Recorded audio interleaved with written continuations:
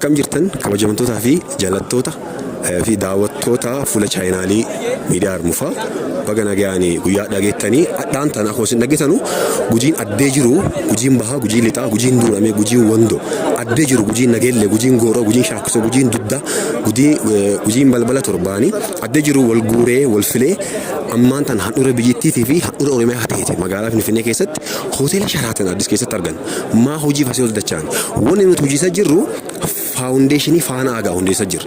Abbaan gadaa yuubii aagaan xiinxanoo waan inni sanaan gara godhaa ture marti keessanuun beektanii tana wal qabatee faawundeeshinii waa isaan madaala waa isaan fakkaata hundeessaaf gujiin ardaa jiru wal yaamee walta fuulladee fuulladoo walta dacha'ee addee tana Sharaatan Addis walta dacha'ee jira. Nutilleen qophii qabannee dhumni qannaa qophii keenya irraa bashannanaa karaa barattoon addii guutuu qannaa qophii keenya gara laalchisaa tadoonsee inni dura sabskiraayib godhii san dagatana yuutuub chaanaalii keenya sabskiraayib godhaa haga dhumaa sagantaa keenya hordofaa ulfaadha kabajamaa hoyyamaa waan sabskiraayib gootanuuf galatooma nufaana hoya. Abbaa gadoo yooyyaa nageenyi badhaadha. Dansaa kaat. Kunoo hama dhagartu kana. Guyyaa dhakka laalte. Guyyaa waan baasaa bilbaasaa mootiin dhagartuu fi fuuyyuu gujiini Finfinnee kunoo calkii kute. Taanuma ardaa jilaa mee bakkoo fakkeessine. Ardaa jilaa mee bakkoo fakkaatti. Guyyaan har'aa kuma dhagarte kun gujiin shaashaan baay'ee uffata daffate faawundeeshinii faana aagaa yayyabuuf faniiranii dansa.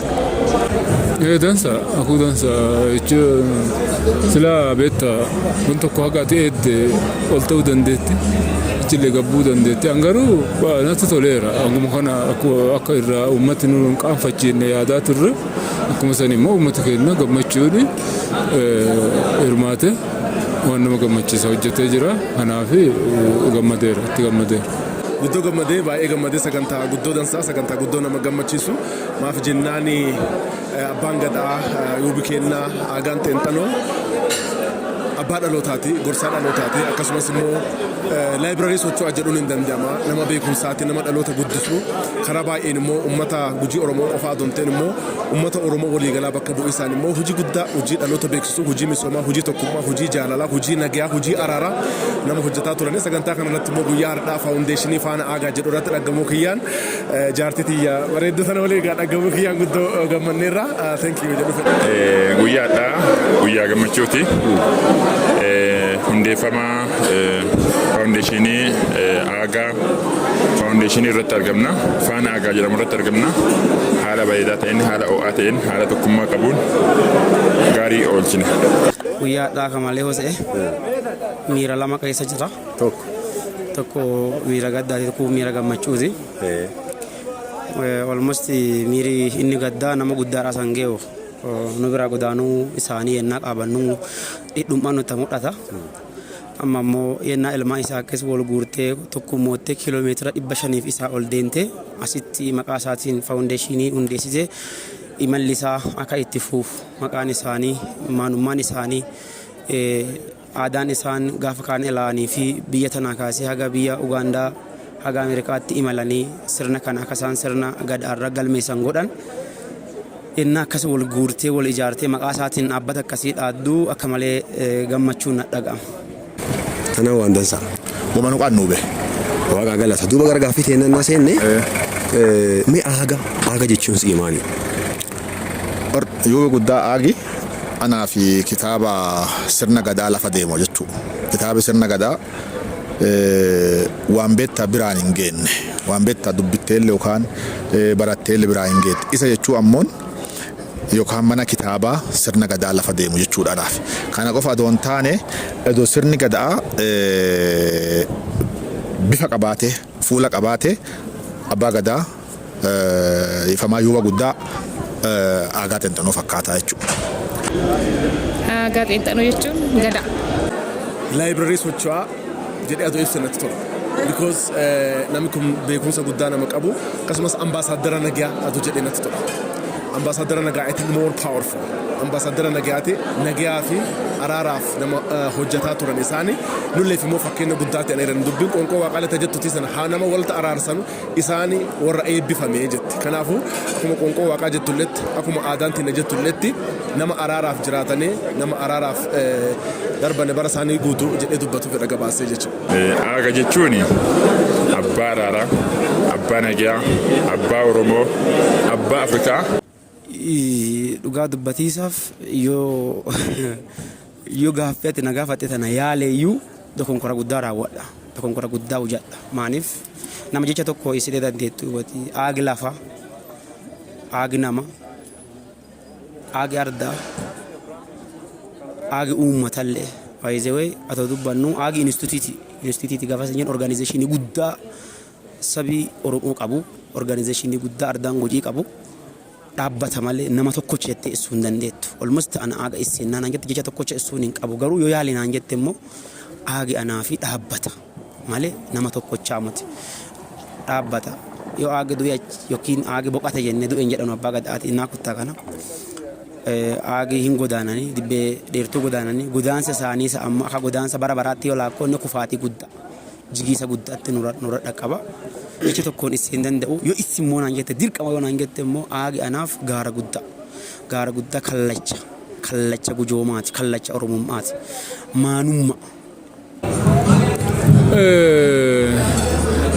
Ani jecha tokkocha ibsuu hin danda'u garuu yoo maalummaa isaa gabaabumatti himinaan yoo jette gadaa ka'ee miila lamaaniin deemudha. Kanaaf maaliif akkas jedhaan inni mallattoo aadaa fi gadaati.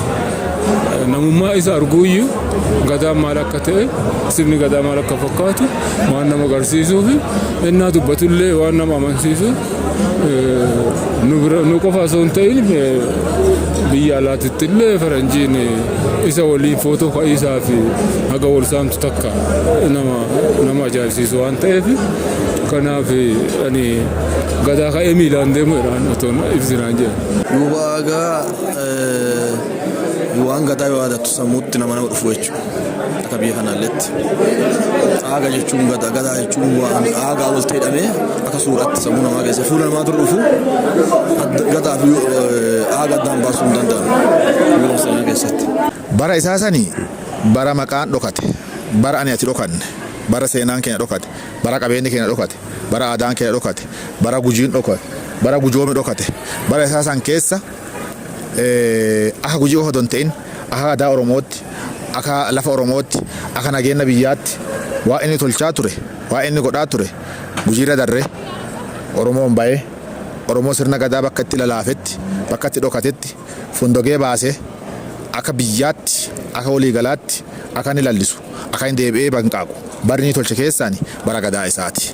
Adoo sirna gadaa Oromoo keessaa gadaa darbe duuba deebisan teete bara san keessatti gaafa gadaan kun dhufu gochuu hin danda'u malee akka aadaatti akka sirna gadaatti gochuu hin danda'u malee silaa kaayyi isaa barri isaa baram isaa bara dansaa bara quufaa bara maqaan bade bara aadaan bade bara seenaan bade bara duudhaan bade bara san keessatti nama deebise waan taateef inni jechuun anaa si arradde kanatti Finfinnee keessa dubbannutti akka jiraachuu kennaatti akka miilaan deenu akka nuti wa dubbannu akka nu qoma dhiibannu nama tolchee keessaa nama tokko. Kanaaf gadaan bara isaa sun gadaa waan bacaa himanii hin danda'u.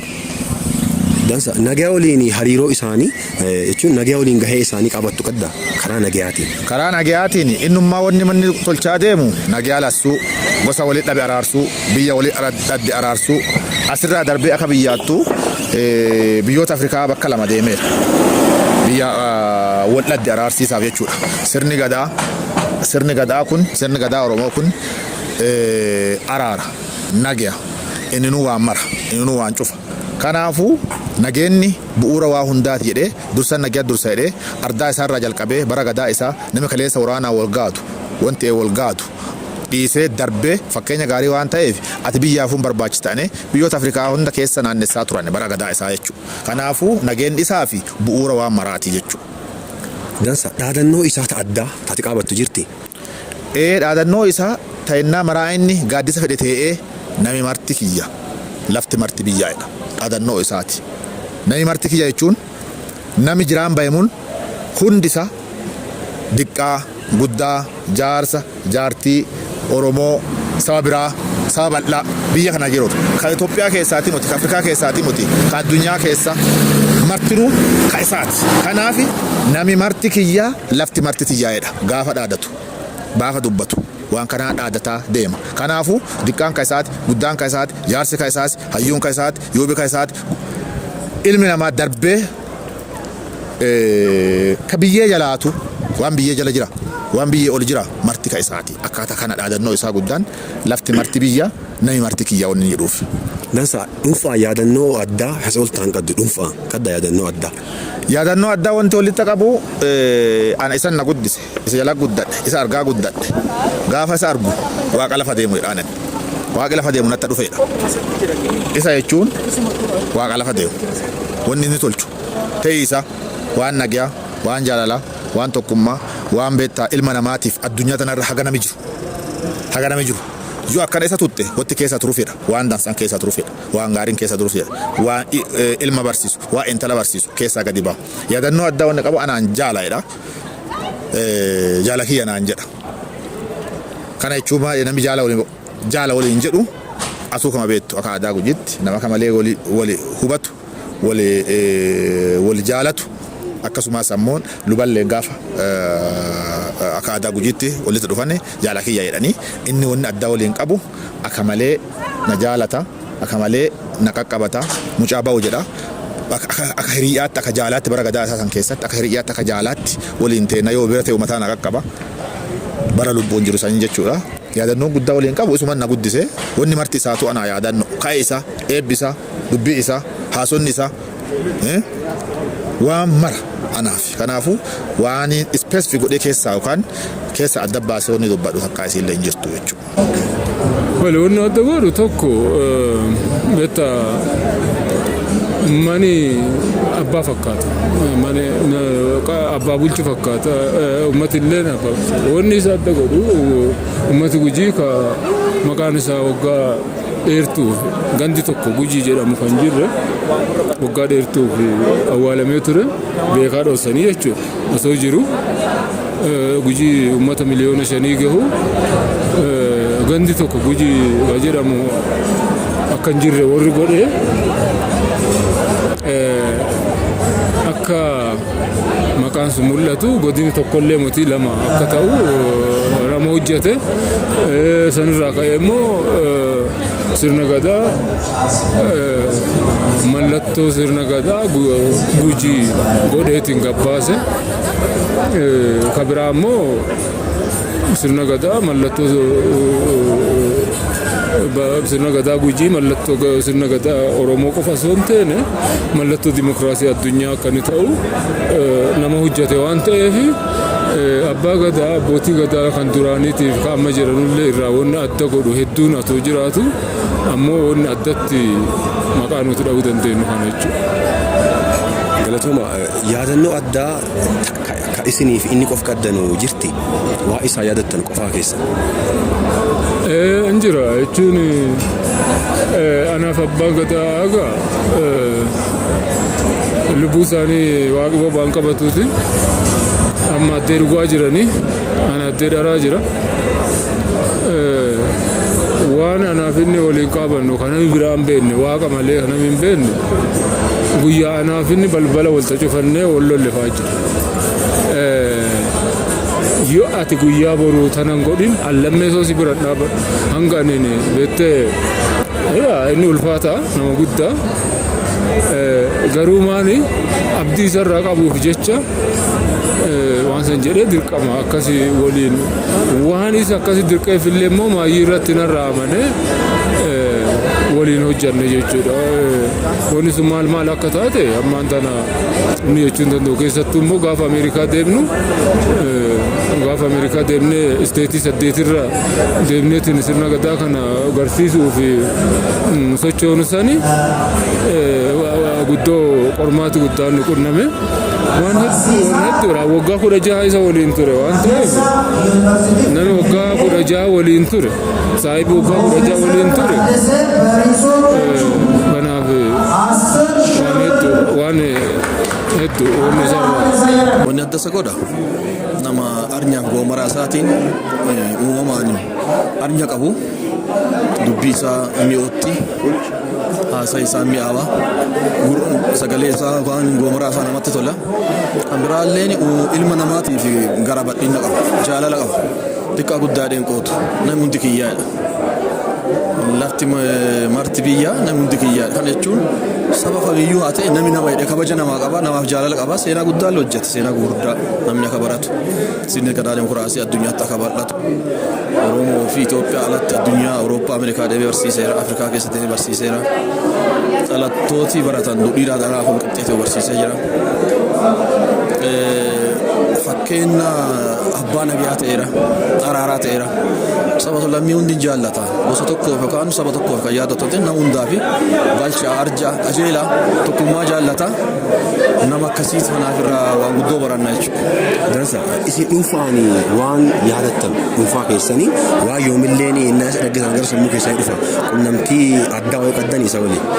Qanna carraa ta'ee yeroo dheeraa barnoota yeroo hogganu horii kiyya barnoota hogganu keessatti yeroo dheeraa gosa barnootaa kenneera baradha ilmallee intalallee barsiifadha akka malee daa'imman gorsa dhaloota gorsa guddoolee walii hojjenneera nama jeelaa nama galchaa nama isa bira dhufu diqqaalee guddaalee simatee taphachiisa kunkolla gammada qaba isa bara dhaxxeenna seenaa baratta hundaa ol garuu akka dhuunfaa kiyyatti seenaa barnoota keessatti yaadannoo guddoo isa waliin qaba ilmaan teessan barsiifadha ilma intalallee dhiirallee barsiisa yaadannoon jedhuu fi hojii godina hojii keessatti barnoota irraa hojjedhe keessatti baay'ee yaadannoo addaa qabaaf.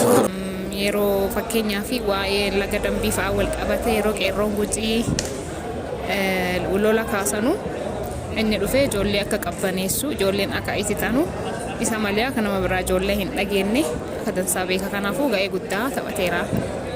Ati dhuunfaan personaalii yaadannoo dhuunfaa isa oltaan qaddaa waan keessa keetiin mana yeroo kamuu isatti yaadattu. Jechuun yaadannoo dhuunfaa ani qabu jechuun aaga jechuun yeroo dhagartu achuma yeroo ilaaltu akka malee kallacha qaba arnyaamessa waa'ee sirna gadaa nami kamuyyuu ennaa laalu yookaan waa'ee Gujii yeroo yaadattu aagaaf na dura dhaabata yeroo baay'ee keessattuu waa'ee gadaa ennaa yaadadhu isa yaadadha sirriitti. Wanni bara isaa gadaa adda godhe bara isaa nagaa biyya dabalatee sirna gadaa kana akka inni badhaadhee guddatee uummati hundi sirna gadaa kana nurraa fudhatu ka godhe sirna gadaa kana jabeesse ka hundeesse irra caalaa kan godhe aaga xinxalooti. Aaga maqaa jedhu gaafa dhageettu maal dafee gara sammuu keetii dhufu? Aaga yeroo waan jedhamu yeroo dhaga'u sammuu kee keessatti wanni dhufa abbaa araaraa ta'uu abbaa Oromoo ta'uu Gujii bira tarree Oromoo bira darbee sadarkaa guddaa abbaan nagaa biyyattiitiif nama dallee ta'ee uummata kana nagaan araarsa abbaa araaraa jechuudha.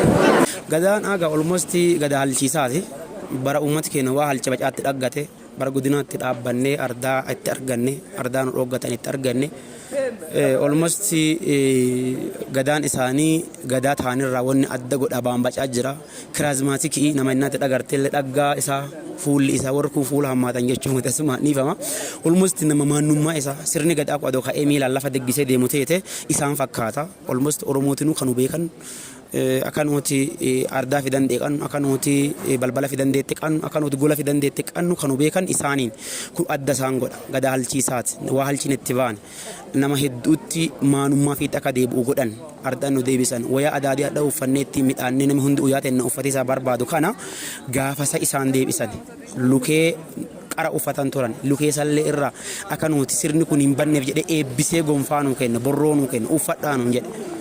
Nama nuti almost itti ifi yaadan yoo adda baanel yoo walii jiraanel dhandhee namni nuti irra ifi dhaabuu dandeenyu warra gadaa halchiisaa hoogganaa turaniif miseensota gadaa isaaniitii fi yuuba guddicha Dr. Kabajaa Aagaa Xeenxanooti jechuu danda'a. Dansa dhaadannoo addaa dhaadannoo isaa ittiin beekaman haa qabattu qadda. Almost yennaa 2-3 dhaggadhee jiru dubbisee jira. Almost carraa dhaggadhee nama carraa qabeessa ta'ee yana fasaan dhukkubsatanii hospitaala Kooriyaa ciisanullee dhaqee qaamaan dubbisee waan bacaallee irraa gaafadhee jira. Jecha kan akkanaa qabatan barbaada. Jecha lafti marti biyyaa namni marti kiyya jedhu kootii isaa amma namooti miidiyaaleen hedduutti gargaaramaa jiran ana irraa fuudhe. Ragaa qulqulluu risoorsii jalqabaa namni irraa fuudhe ana hospitaala Kooriyaa keessa akkas naan jedhan. Isin amma ifi dadhabaa deemaa jirtanii.